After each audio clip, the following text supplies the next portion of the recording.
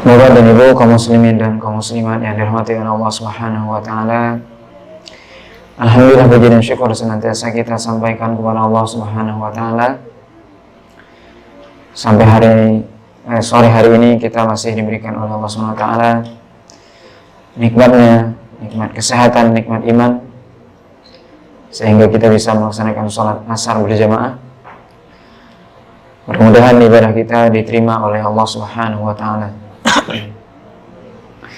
Salawat dan salam kita sampaikan kepada Rasulullah Sallallahu Alaihi Wasallam dan juga kepada keluarga beliau, para sahabatnya, serta orang-orang mukmin yang senantiasa mengikuti beliau sampai hari kiamat nantinya.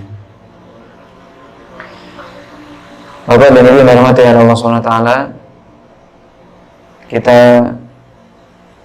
lanjutkan pembahasan kita dari pembahasan materi tentang akidah Islam,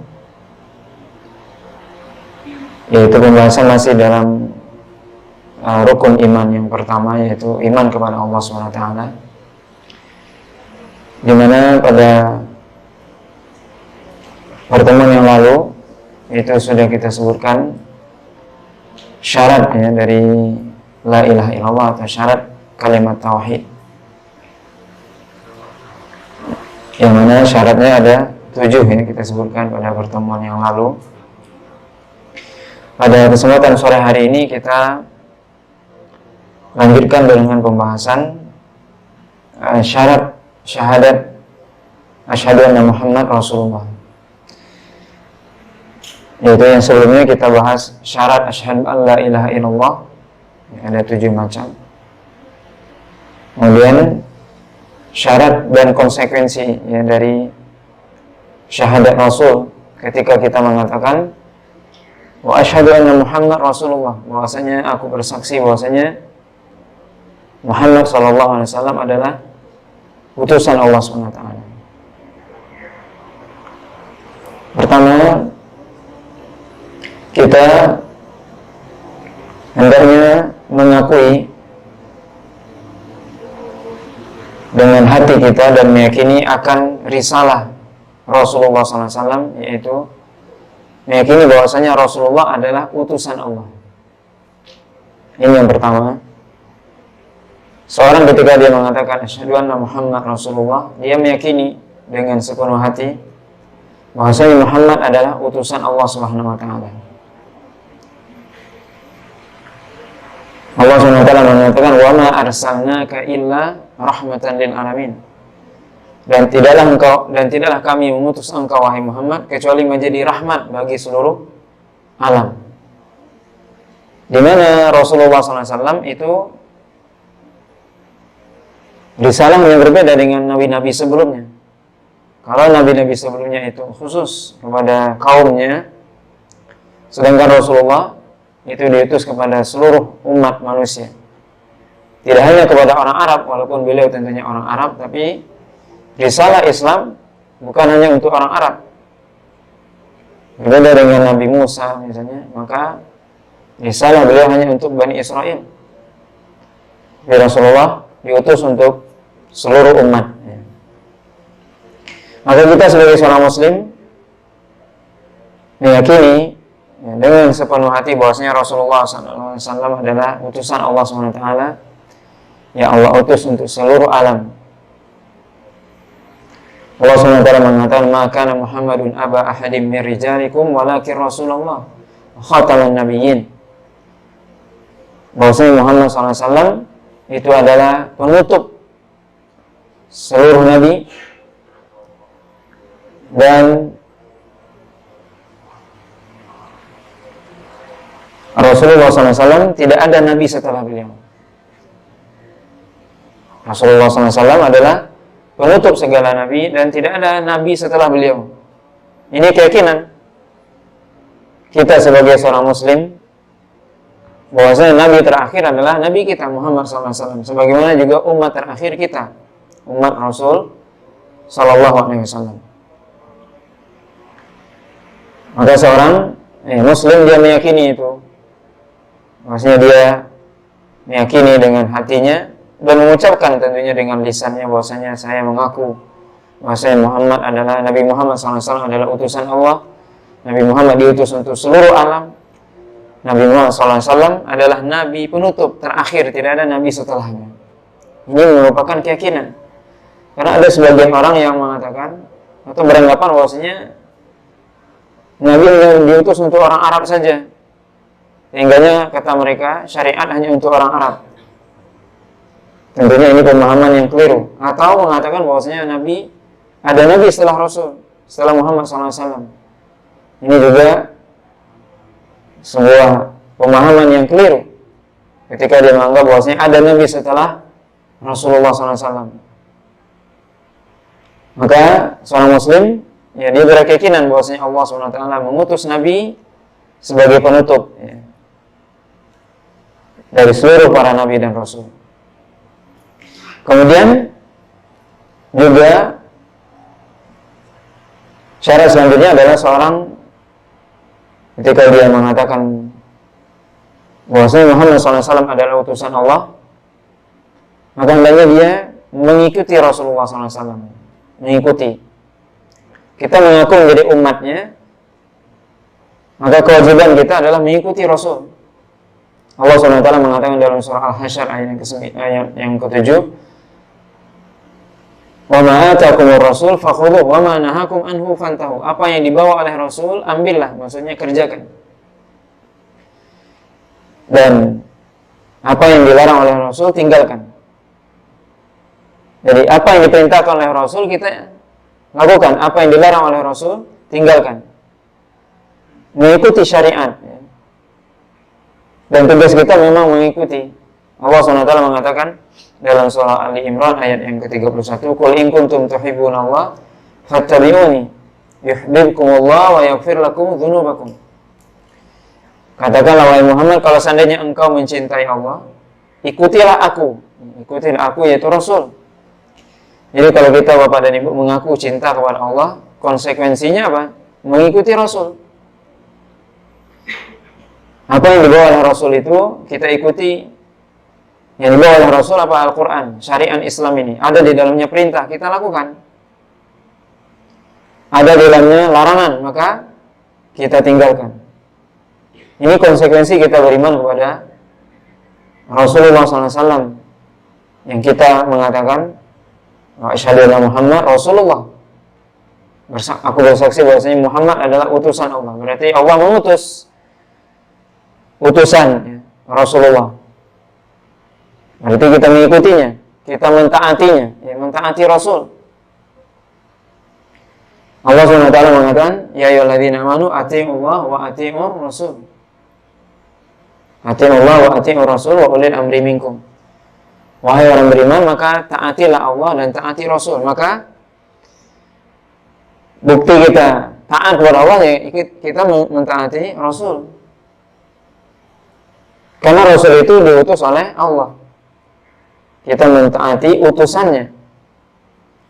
Mayyuti'ir Rasulah faqad ata'a Allah, kata Allah SWT dalam surah An-Nisa. Bahwasanya siapa yang mentaati Rasul berarti telah mentaati Allah SWT.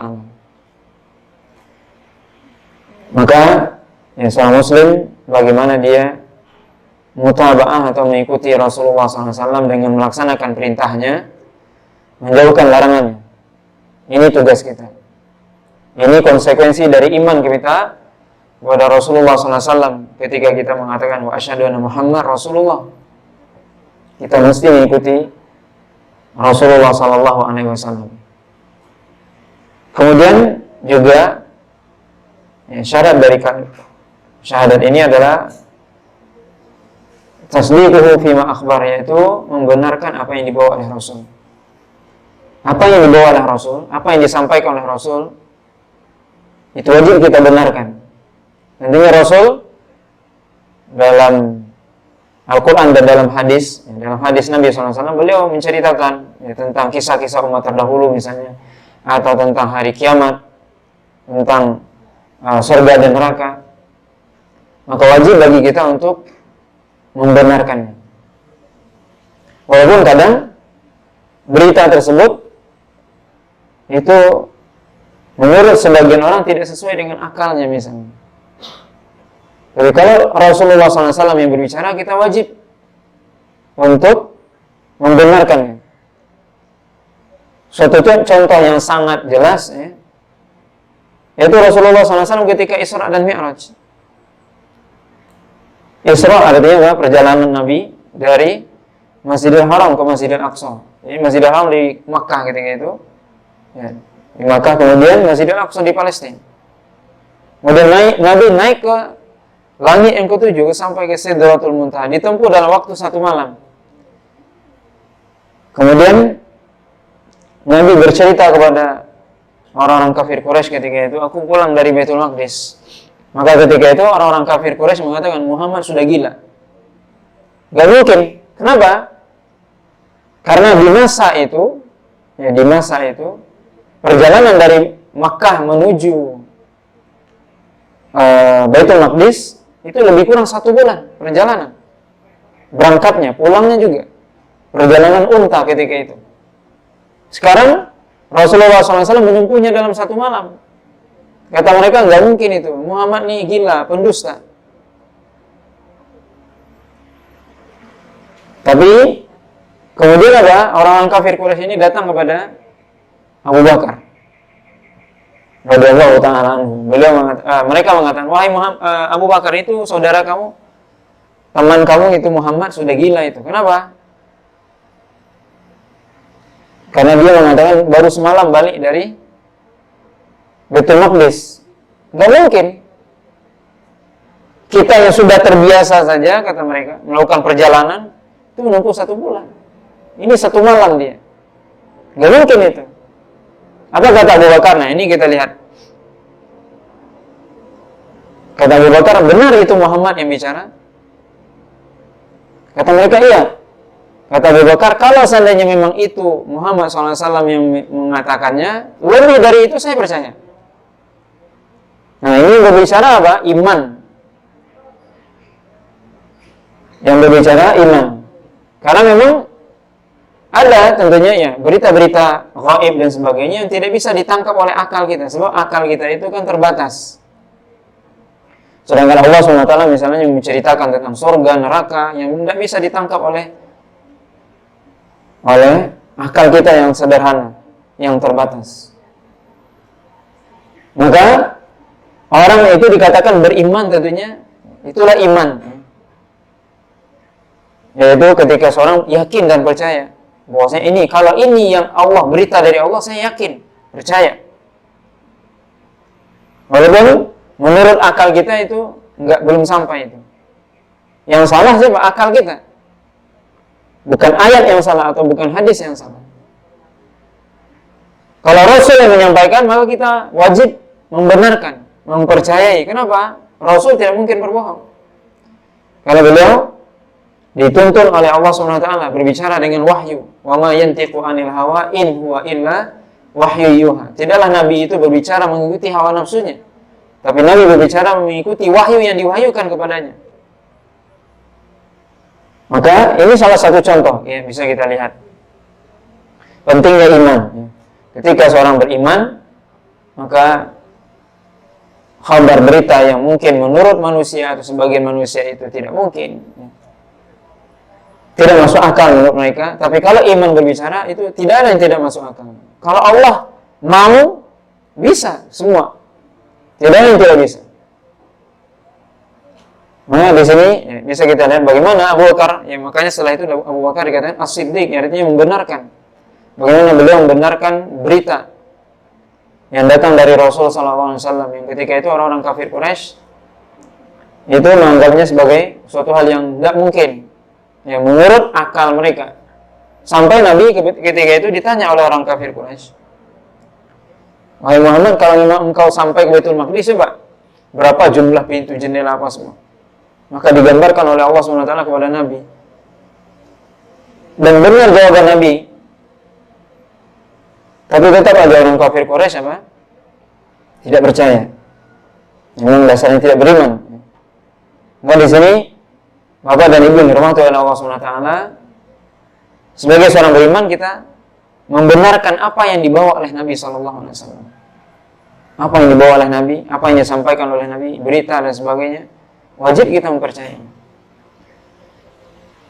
Kemudian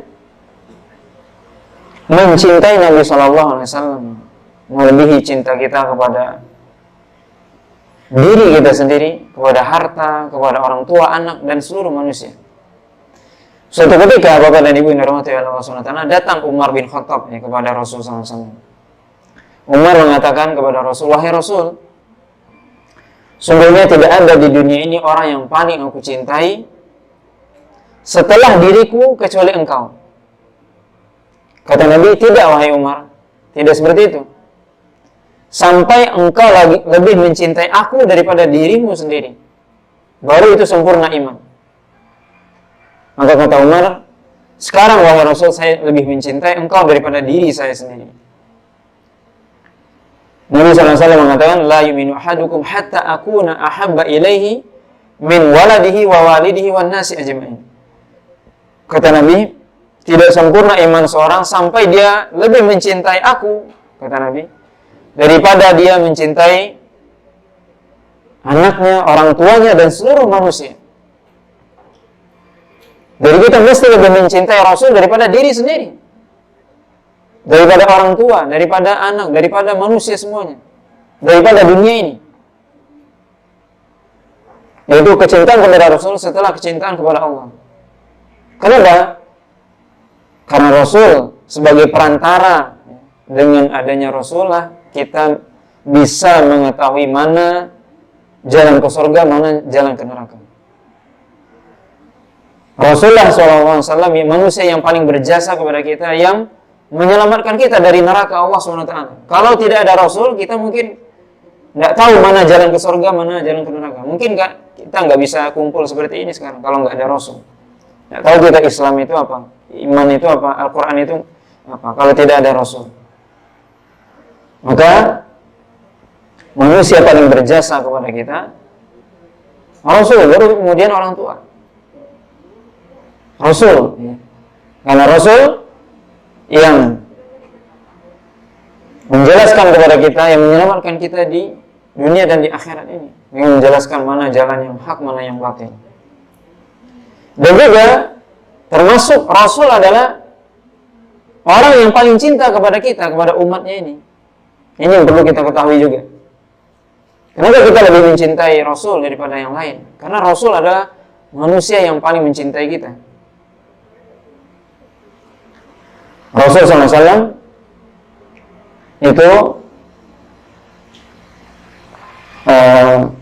mengatakan atau berwasiat ya ketika beliau menjelang meninggal. Apa wasiat beliau? Di antaranya adalah umatku, kata Nabi SAW. Ketika Nabi SAW bangkit dari kuburnya, juga yang ditanyakan apa? Tentang umatnya. Kemudian juga Nabi SAW ketika kita melewati sirat, Nabi SAW itu mendoakan umatku, Allahumma sallim sallim, artinya selamatkan umatku wahai Rasul, ya Allah. Ini menunjukkan apa? Cinta Rasul kepada umatnya tidak hanya di dunia, sampai di akhirat. Makanya Allah SWT mensifati Rasulullah SAW dalam akhir surah At-Taubah. Allah mengatakan begini, laqad ja'akum rasulun min anfusikum azizun 'alaihi ma anittum harisun 'alaikum bil mu'minina Ra'ufur Rahim. Sungguh telah datang kepada kalian seorang Rasul dari kalangan kalian sendiri. Laqad ja'akum rasulun min anfusikum azizun 'alaihi ma anittum. Yang mana Rasul itu merasa berat, merasa sedih kalau umatnya susah.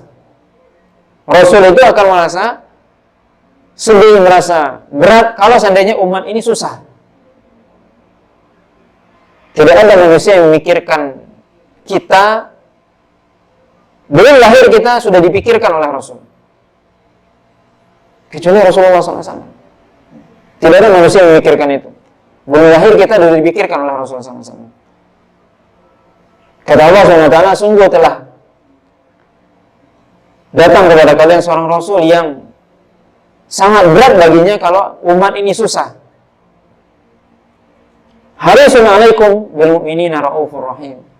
Sangat bersemangat kepada manusia agar mereka beriman. Jadi Nabi itu ingin berpikir siang dan malam bagaimana umat manusia ini masuk ke dalam Islam, beriman kepada Allah. Kemudian bil mu'minina Ra'ufur Rahim, yaitu kepada orang-orang mukmin sangat menyayangi, mencintai. Jadi Rasul itu sangat mencintai orang beriman. Makanya Nabi SAW disebutkan dalam sebuah riwayat dikatakan, beliau mengatakan, sungguhnya aku merindukan bertemu dengan ikhwani, kata Nabi. Ikhwani artinya saudara-saudaraku. Kemudian para sahabat mengatakan, bukankah kami ini saudara ikhwanukum ya Rasulullah? Kata Nabi, enggak, antum ashabi, engkau adalah sahabatku. Ikhwani alladzi lam ya'ti ba'du, yaitu ikhwan, saudaraku adalah orang-orang yang mereka umatku yang belum datang, yang belum lahir. Kata Nabi, aku merindukan mereka, melihat mereka. Kita dirindukan oleh Rasul, subhanallah.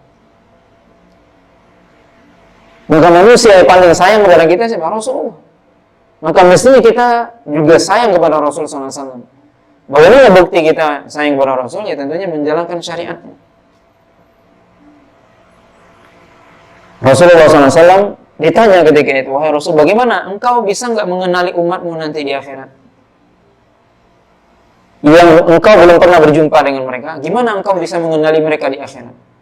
Kata Nabi, pernahkah kalian melihat sekumpulan kuda, yang kumpulan kuda itu semuanya berwarna hitam, kemudian di antara yang hitam itu ada yang memiliki warna putih, atau ada belangnya, belang putihnya.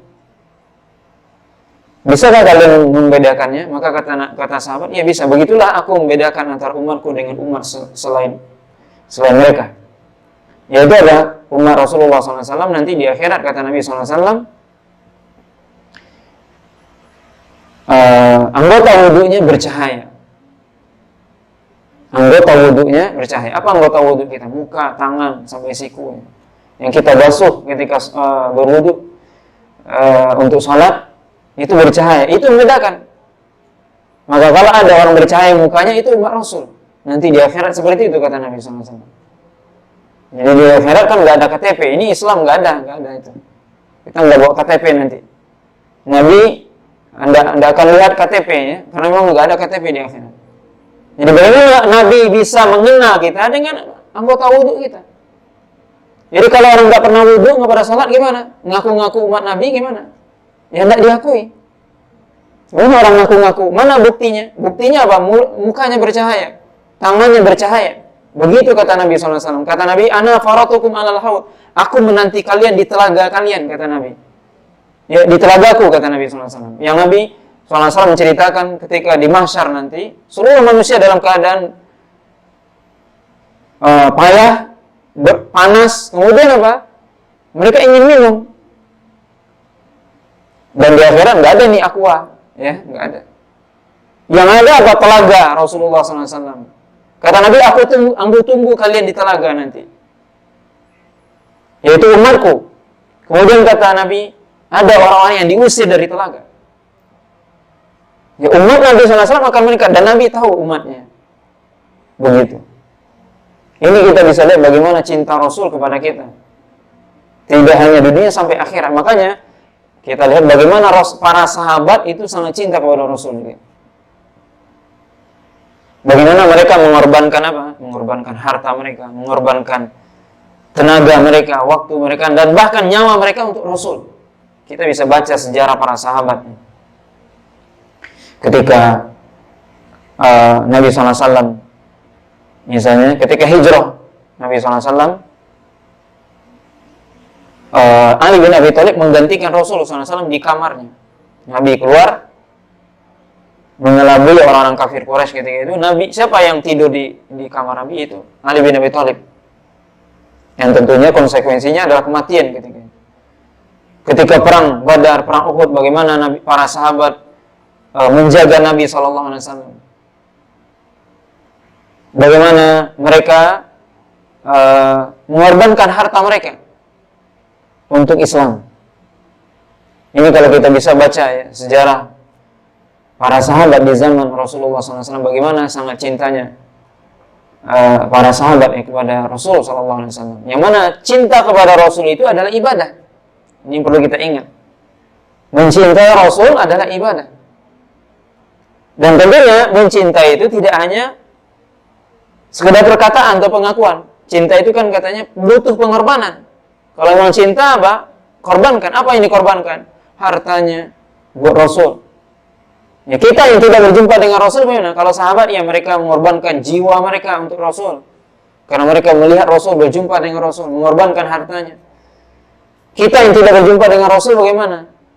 Bagaimana kita mengungkapkan rasa cinta kita kepada Rasul? Itu dengan kita melaksanakan ajaran Rasul, mengamalkan sunnah-sunnah Nabi SAW, ajaran Rasul yang sudah Rasul tinggalkan. Karena juga kita misalnya sayang, cinta kepada puyang kita, misalnya datuk kita. Apa buktinya? Wasiat-wasiatnya kita amalkan. Begitu juga kalau kita ngaku cinta kepada Rasul, apa? Wasiat Rasul, ajaran Rasul, hadis-hadis Nabi SAW, sunnah Nabi itu dilakukan. Itu kita bukti cinta kepada Rasul. Yang tentunya dengan itulah kita bisa diakui menjadi umat Rasul SAW dan diakui mencintai Nabi. Sebab kalau kita hanya sekedar, Anda cinta nggak kepada Nabi? Kalau hanya sekedar pengakuan, semua orang bisa mengaku. Gampang pengakuan dengan lisan itu. Tapi bukan begitu yang dimaksud. Pengakuan dengan bentuk apa? Wujud nyata dalam kehidupan. Bagaimana kita mengamalkan ajaran Nabi, sunnah Nabi SAW, membela Nabi, membela ajaran Nabi, membela Islam ini. Ini bukti kita cinta kepada Nabi. Dan ini konsekuensi dari syahadat. Yang kita mengatakan, aku bersaksi bahwa Muhammad utusan Allah, berarti kita mencintai Rasul, kita berkorban untuk Rasul. Kita mengamalkan ajaran Rasul.